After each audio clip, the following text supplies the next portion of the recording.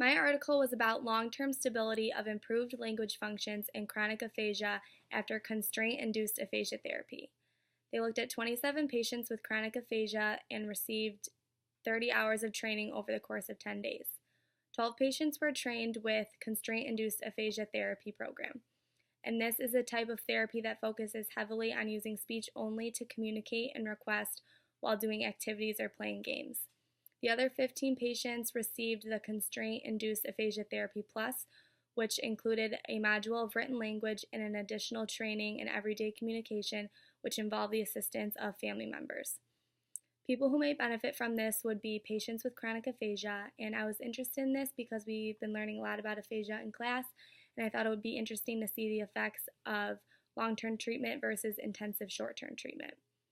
The hypothesis was that short-term intensive language training through constraint-induced aphasia therapy can improve language functions in patients with chronic aphasia. They investigated their questions by training 12 patients with constraint-induced aphasia therapy, and they trained the other 15 patients using constraint-induced aphasia therapy plus.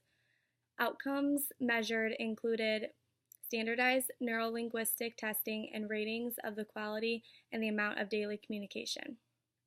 They concluded that short-term intense language training can lead to substantial and lasting improvements in the language functions of people with chronic aphasia, especially with the use of family and friends during the training.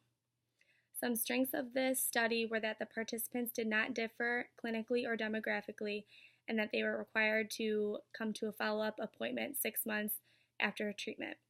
And some limitations included that 3 subjects were not available to attend the 6-month follow-up for personal reasons, and also patients with severe global aphasia or residual symptoms and severe perceptual and cognitive defects were not included in this study. It is concluded that constraint-induced aphasia therapy is effective in improving language functions in chronic aphasia within a relatively short period of time, with improvements that remain stable over time.